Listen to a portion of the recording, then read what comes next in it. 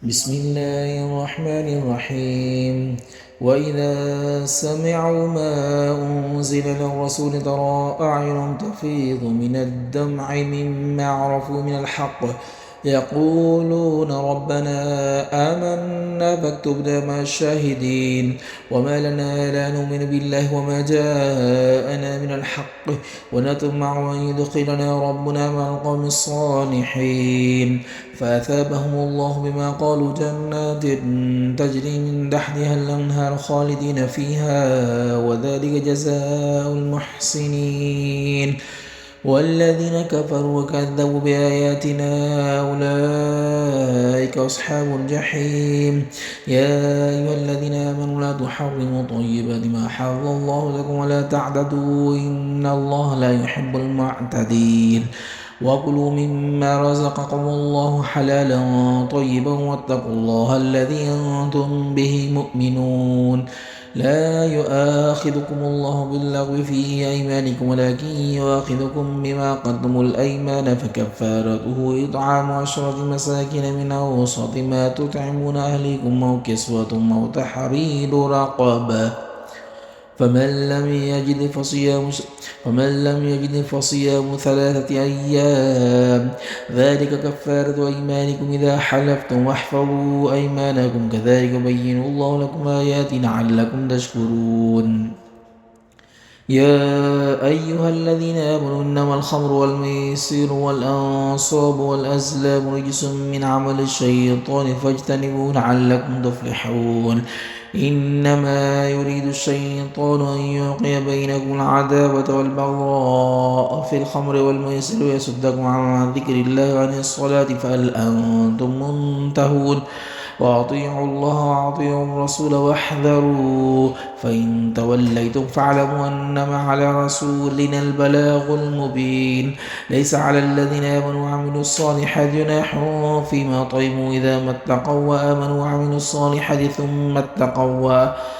اتقوا وآمنوا ثم اتقوا وأحسنوا والله يحب المحسنين. يا أيها الذين آمنوا ليبلونكم الله بشيء من الصيد تناله أيديكم ورماحكم ليعلم الله من يخافه بالغيب فمن اعتدى بعد ذلك فله عذاب أليم. يا أيها الذين آمنوا لا تقتلوا الصيد وأنتم حرم ومن قتله منكم متعمدا فجزاء مثل ما قتل من النعم يحكم به ذوى عدل منكم هديا بالغ الكعبة وكفارة طعام مساكين أو عدل ذلك صياما ليذوق وبال أمره. عفى الله عما سلف ومن عاد فينتقم الله منه والله عزيز ذو انتقام. وحل لكم صيد البحر وطعامه متاعا لكم وللسيارة وحرم عليكم صيد البر ما دمتم حرما واتقوا الله الذي إليه تحشرون. جعل الله الكعبة البيت الحرام قياما للناس والشهر الحرام والهدي والقلائد ذلك لتعلموا أن الله يعلم ما في السماوات وما في الأرض وأن الله بكل شيء عليم. اعلموا أن الله شديد العقاب وأن الله غفور رحيم. ما على الرسول إلا البلاغ والله يعلم ما تبدون وما تكتمون. قل لا يستوي الخبيث والطيب ولو أعجبك كثرة الخبيث فاتقوا الله يا أولي الألباب لعلكم تفلحون. يا أيها الذين آمنوا لا تسألوا عن أشياء إن تبد لكم تسؤكم وإن تسألوا عنها حين ينزل القرآن تبد لكم عفى الله عنها والله غفور حليم. قد سألها قوم من قبلكم ثم أصبحوا بها كافرين. ما جعل الله من بحيرة ولا سائبة ولا وصيلة ولا حام ولكن الذين كفروا يفترون على الله الكذب وأكثرهم لا يعقلون. وإذا قيل لهم تعالوا إلى ما أنزل الله إلى الرسول قالوا حسبنا ما وجدنا عليه آباءنا أولو كان آباؤهم لا يعلمون شيئا ولا يهتدون يا أيها الذين آمنوا عليكم أنفسكم لا يضركم من ضل إذا اهتديتم إلى الله مرجعكم جميعا فينبئكم بما كنتم تعملون يا أيها الذين آمنوا شهادة بينكم إذا حضر أحدكم الموت حين الوصية اثنان ذوى عدل منكم أو آخران من غيركم إن أنتم ضربتم في الأرض فأصابتكم مصيبة الموت تحبسونهما من بعد الصلاة فيقسمان بالله إن ارتبتم لا نشتري به ثمنا ولو كان ذا قربى ولا نكتم شهادة الله إنا إذا لمن الآثمين فإن عثر على أنهما استحقا إثما فآخران يقومان مقامهما من الذين استحق عليهم الأوليان فيقسمان بالله لشهادتنا أحق من شهادتهما وما اعتدينا إنا إذا لمن الظالمين ذلك أدنى أن يأتوا بالشهادة على وجهها أو يخافوا أن ترد أيمان بعد أيمانهم واتقوا الله واسمعوا والله لا يهدي القوم الفاسقين يوم يجمع الله الرسل فيقول ماذا أجبتم قالوا لا علم لنا إنك أنت العلام الغيوب إذ قال الله يا عيسى ابن مريم اذكر نعمتي عليك وعلى والدتك إذ أيدتك بروح القدس تكلم الناس بالمهد وكهلا وإذ علمتك الكتاب والحكمة والتوراة والإنجيل ورسولا إلى بني إسرائيل وإذ علمتك الكتاب والحكمة والتوراة والإنجيل وإذ تخلق من الطين كهيئة الطير بإذني فتنفخ فيها فتكون طيرا بإذني وتبرئ الأكمه والأبرص بإذني وإذ تخرج الموتى بإذني وإذ كففت بني إسرائيل عنك إذ جئتهم بالبينات فقال الذين كفروا منهم إن هذا إلا سحر مبين وإذا أوحيت إلى الحواريين أن آمنوا بي وبرسولي قالوا آمنا واشهد بأننا مسلمون إذ قالوا الحواريون يا عيسى ابن مريم هل يستطيع ربك أن ينزل علينا مائدة من السماء قال اتقوا الله إن كنتم مؤمنين قالوا نريد أن نأكل منها وتطمئن قلوبنا ونعلم أن قد صدقتنا ونكون عليها من الشاهدين قال عيسى ابن مريم اللهم ربنا أنزل علينا مائدة من السماء تكون لنا عيدا لأولنا وآخرنا وآية منك وارزقنا وأنت خير الرازقين قال الله إني منزلها عليكم فمن يكفر بعد منكم فإني أعذبه عذابا لا أعذبه أحدا من العالمين وإذ قال الله يا عيسى ابن مريم أنت قلت للناس اتخذوني وأمي إلهين من دون الله قال سبحانك ما يكون لي أن أقول ما ليس لي بحق إن كنت قلته فقد علمت تعلم ما في نفسي ولا أعلم ما في نفسك إنك أنت علام الغيوب ما قلت لهم إلا ما أمرتني به أن اعبدوا الله ربي وربكم وكنت عليهم شهيدا ما دمت فيهم فلما توفيتني كنت أنت الرقيب عليهم وأنت على كل شيء شهيد إن تعذبهم فإنه عبادك وإن تغفر لهم فإنك أنت العزيز الحكيم قال الله هذا يوم ينفع الصادقين صدقهم لهم جنات تجري من تحتها الأنهار خالدين فيها أبدا رضي الله عنه ورضوا عنه ذلك الفوز العظيم لله ملك السماوات والأرض وما فيهن وهو على كل شيء قدير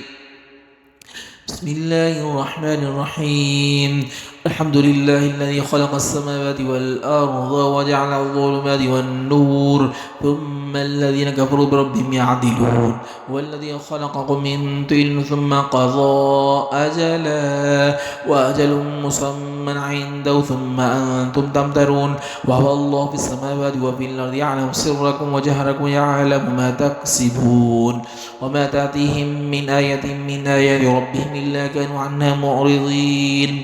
فقد كذبوا بالحق لما جاءهم فسوف يأتيهم أنباء ما كانوا به يستهزئون ألم يروا كم أهلكنا من قبلهم من قرن مكناهم في الأرض ما لهم مكن لكم وأرسلنا السماء عليهم مدرارا وجعلنا الأنهار تجري من تحتهم فأهلكناهم بذنوبهم وأنشأنا من بعدهم قرنا آخرين ولو نزلنا عليك كتابا في قرطاس فلمسوه بأيديهم لقال الذين كفروا إن هذا إلا سحر مبين وقالوا لولا أنزل عليهم ملك ولو أنزلنا ملكا لقضي الأمر ثم لا ينظرون ولو جعلناه ملكا لجعلناه رجلا وللبسنا عليهم ما يلبسون ولقد استهزئ برسل من قبلك فحاق بالذين سخروا منهم ما كانوا به يستهزئون قل سيروا في الأرض ثم انظروا كيف كان عاقبة المكذبين قل لمن ما في السماوات والأرض قل لله كتب على نفسه الرحمة على ليجمعنكم إلى يوم القيامة لا ريب فيه الذين خسروا أنفسهم فهم لا يؤمنون ولو ما سكن في الليل والنهر وهو السميع العليم قل غير الله اتخذ وليا فاتر السماوات والأرض وهو يطعم ولا يطعم قل إني أمرت أن أكون أول من أسلم ولا تكونن من المشركين قل إني أخاف إن عصيت ربي عذاب يوم عظيم من يصرف عنه يومئذ فقد رحمه وذلك الفوز المبين وإن يمسسك الله بضر فلا كاشف له إلا هو وإن يمسسك بخير فهو على كل شيء قدير وهو القاهر فوق عباده وهو الحكيم الخبير قل أي شيء أكبر شهادة قل الله شهيد بيني وبينكم وأوحي إلي هذا القرآن لينذركم به ومن بلغ أئنكم لتشهدون أن مع الله آلهة أخرى قل لا أشهد قل إنما هو إله واحد وإنني بريء مما تشركون الذين آتيناهم الكتاب يعرفونه كما يعرفون أبناءهم الذين خسروا أنفسهم فهم لا يؤمنون ومن أظلم ممن افترى على الله كذبا أو كذب بآياته إنه لا يفلح الظالمون ويوم نحشرهم جميعا ثم نقول للذين أشركوا أين شركاؤكم الذين كنتم تزعمون ثم لم تكن فتنة إلا قالوا والله ربنا ما كنا مشركين انظر كيف كذبوا على أنفسهم وضل عنهم ما كانوا يفترون ومنهم من يستمع إليك وجعلنا على قلوبهم أكنة أن يفقهوه وفي آذانهم وقرا وإن يروا كل آية لا يؤمنوا بها حتى إذا جاءوك يجادلونك يقول الذين كفروا إن هذا إلا أساطير الأولين وهم ينهون عنه وينأون عنه وإن يهلكون إلا أنفسهم وما يشعرون ولو ترى إذ وقفوا على النار فقالوا يا ليتنا نرد ولا نكذب بآيات ربنا ونكون من المؤمنين بل بدا لهم ما كانوا يخفون من قبل ولو ردوا لعادوا لما نهوا عنه وإنهم لكاذبون وقالوا إن هي إلا حياتنا الدنيا وما نحن بمبعوثين ولو ترى إذ وقفوا على ربهم قال أليس هذا بالحق قالوا بلى وربنا قال فذوقوا العذاب بما كنتم تكفرون قد خسر الذين كذبوا بلقاء الله حتى إذا جاءتهم الساعة بغتة قالوا يا حسرتنا على ما فرطنا فيها وهم يحملون أوزارهم على ظهورهم ألا ساء ما يزرون وما الحياة الدنيا إلا لعب ولهو وللدار الآخرة خير للذين يتقون فلا تعقلون قد نعلم إنه ليحزنك الذين يقولون فإنهم لا يكذبونك ولكن الظالمين بآيات الله يجحدون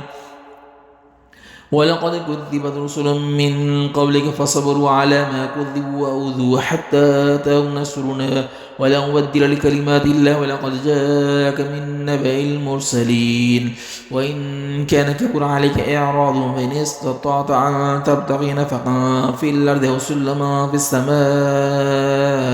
فتأتيهم بآية ولو شاء الله لجمعهم على الهدى فلتكونن من الجاهلين إنما يستجيب الذين يسمعون والموتى يبعثهم الله ثم إليه يرجعون وقالوا لولا نزل عليه آية من ربه قل إن الله قادر على أن ينزل آية ولكن أكثرهم لا يعلمون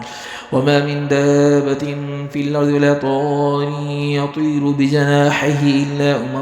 أمثالكم ما فرطنا في الكتاب من شيء ثم إلى ربهم يحشرون والذين كذبوا بآياتنا صم وبكم في الظلمات من يشاء الله يضلل ومن يشاء يجعله على صراط مستقيم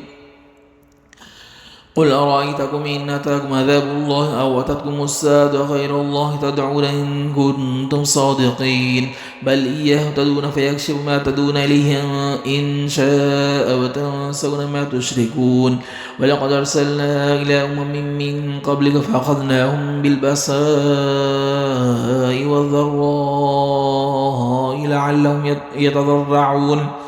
فلولا جاءهم بأسنا تضروا ولكن قست قلوبهم وزين لهم الشيطان ما كانوا يعملون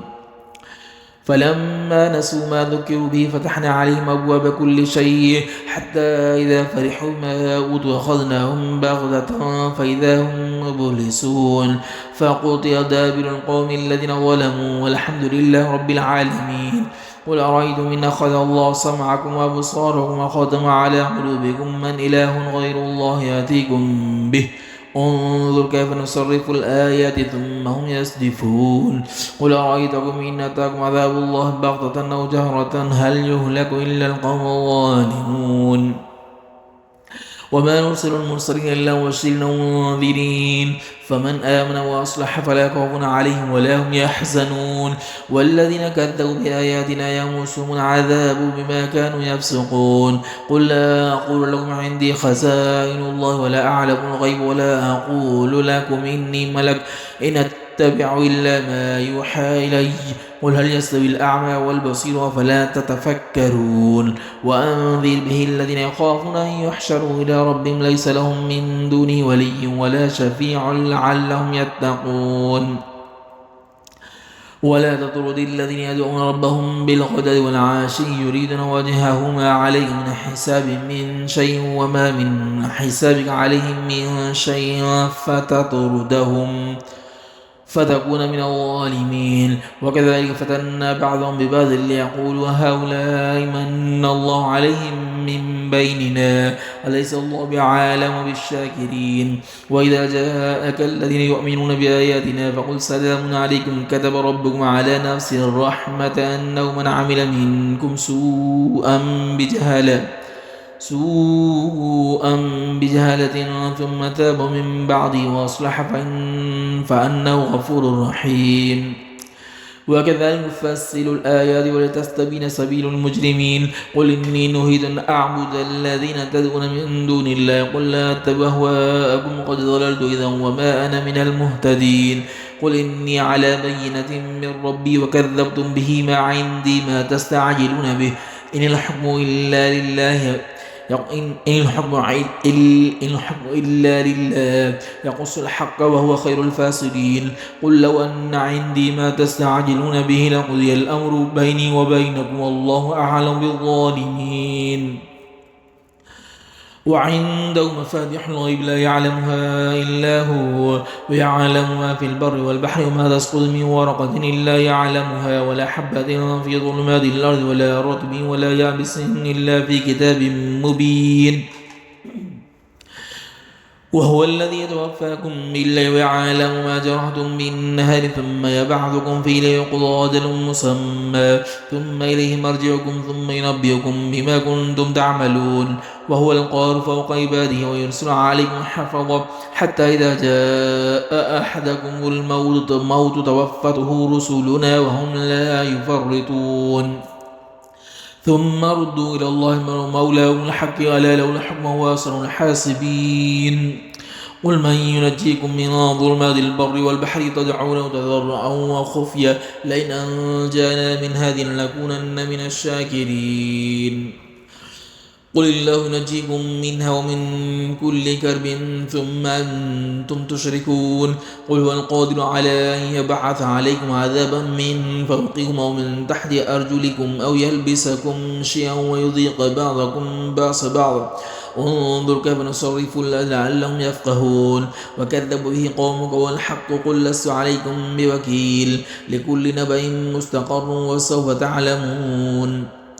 وإذا رأيت الذين يخوضون في آياتنا فأعرض عنهم حتى يخوضوا في حديث غيره وإما ينسينك الشيطان فلا تقعد بعد الذكرى مع القوم الظالمين وما على الذين يتقون من حسابهم من شيء ولكن ذكرى لعلهم يتقون وذر الذين اتخذوا دينهم لعبا ولهوا وغرتهم الحياة الدنيا وذكر به أن تبصر نفس بما كسبت ليس لها من دون الله ولي ولا شفيع وإن تعدل كل عدل لا يؤخذ منها أولئك الذين أبصروا بما كسبوا لهم شراب من حميم وعذاب أليم بما كانوا يكفرون قل أندعو من دون الله ما لا ينفعنا ولا يضرنا ونرد على أعقابنا بعد إذ هدانا الله والذي استعوذ الشياطين في الأرض حيران له أصحاب يدعونه إلى الهدى ائتنا قل إن هدى الله هو الهدى وأمرنا لنسلم رب العالمين وأن أقيموا الصلاة واتقوه وهو الذي إليه تحشرون وهو الذي خلق السماوات والأرض بالحق ويوم يقول كن فيكون قوله لك وله الملك يوم ينفخ في السور عالم الغيب والشهادة وهو الحكيم الخبير وإذ قال إبراهيم لأبيه آزر تتخذ أصناما آلهة إني أراك وقومك في ضلال مبين وكذلك نري إبراهيم ملكوت السماوات والأرض وليكون من الموقنين فلما جن عليه الليل رأى كوكبا قال هذا ربي فلما أفل قال لا أحب الآفلين فلما رأى القمر بازغا قال هذا ربي فلما أفل قال لئن لم يهدني ربي لنكونن من القوم الضالين فلما رأى الشمس بازغة قال هذا ربي هذا أكبر فلما أفلت قال يا قوم إني بريء مما تشركون إني وجهت وجهي للذي فطر السماوات والأرض حنيفا وما أنا من المشركين وحاجه قومه قال تحاجوني في الله وقد هدان ولا أخاف ما تشركون به إلا يشاء ربي شيئا وسع ربي كل شيء علما أفلا تتذكرون وكيف أخاف ما أشركتم لا تخافون أنكم أشركتم بالله ما لم ينزل به عليه سلطانا فأي الفريقين أحق بالأمر إن كنتم تعلمون الذين آمنوا ولم يلبسوا إيمانهم بظلم أولئك لهم الأمن وهم مهتدون وتلك حجتنا آتيناها إبراهيم على قومنا فدرجات من نشاء إن ربك حكيم عليم ووهبنا له إسحاق ويعقوب كلا هدينا ونوحا هدينا من قبل من ذرية داود وسليمان وأيوب ويوسف وموسى وهارون وكذلك نجزي المحسنين وزكريا ويحيى وعيسى وإلياس كل من الصالحين وإسماعيل والياس ويونس ولوطا وكلما فضلنا على العالمين ومن آبائهم وذرياتهم وإخوانهم واجتبيناهم وهديناهم إلى صراط مستقيم ذلك هدى الله يهدي به من يشاء من عباده ولو أشركوا لحبط عنهم ما كانوا يعملون أولئك الذين آتيناهم الكتاب والحكم والنبوة فإن يكفر بها هؤلاء فقد وكلنا بها قوما ليسوا بها بكافرين أولئك الذين هدى الله فبهداهم مقتده قل لا أسألكم عليه أجرا إن هو إلا ذكرى للعالمين وما قدروا الله حق قدره قالوا ما أنزل الله بشر من شيء قل من أنزل الكتاب الذي جاء به موسى نورا وهدى للناس تجعلونه قراطيس تبدونها وتخفون كثيرا وعلمتم ما لم تعلموا أنتم ولا آباؤكم قل الله ثم ذرهم في خوضهم يلعبون وهذا كتاب أنزلناه مبارك مصدق الذي بين يديه ولتنذر أم القرى ومن حولها والذين يؤمنون بالآخرة يؤمنون به وهم على صلاتهم يحافظون ومن أظلم ممن افترى على الله كذبا أو قال أوحي إلي ولم يوحى إليه شيء وما قال سأنزل مثل ما أنزل الله ولو ترى إذ الظالمون في غمرات الموت والملائكة باسطوا أيديهم أخرجوا أنفسهم اليوم تجزون عذاب الهون ما كنتم تقولون على الله غير الحق وكنتم عن آياتي تستكبرون ولقد جئتمونا فرادا كما خلقناكم أول مرة وتركتم ما خولناكم وراء ظهوركم وما نرى معكم شفعاءكم الذين زعمتم أنهم فيكم شركاء لقد تقطع بينكم وضل عنكم ما كنتم تزعمون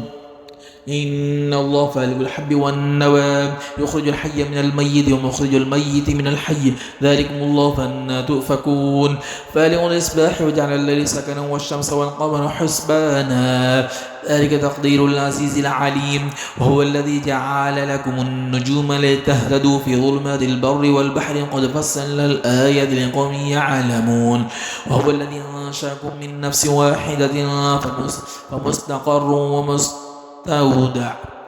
قد فصلنا الآيات لقوم يفقهون وهو الذي أنزل من السماء ماء فأخرجنا به نبات كل شيء فأخرجنا منه خضرا نخرج من حبا متراكبا ومن النخل من طلعها كنوان دانية وجنات من أعناب والزيتون والرمان مشتبه وغير متشابه انظروا إلى ثمر إذا أثمر وينعي إن في ذلكم لآيات لقوم يؤمنون وجعلوا لله شركاء الجن وخلقوا ما خلقوا له بنين وبنات بغير علم سبحانه وتعالى عما يصفون بديع السماوات والأرض أن يكون له ولد ولم تكن له صاحبة وخلق كل شيء وهو بكل شيء عليم ذلكم الله ربكم لا إله إلا هو خالق كل شيء فاعبدوه وهو على كل شيء وكيل لا تدركه الأبصار وهو يدرك الأبصار وهو اللطيف الخبير قد جاءكم بصائر من ربكم فمن أبصر فلنفسه ومن عمي فعليها وما أنا عليكم بحفيظ وكذلك نصرف الآيات وليقولوا درست ولنبينه لقوم يعلمون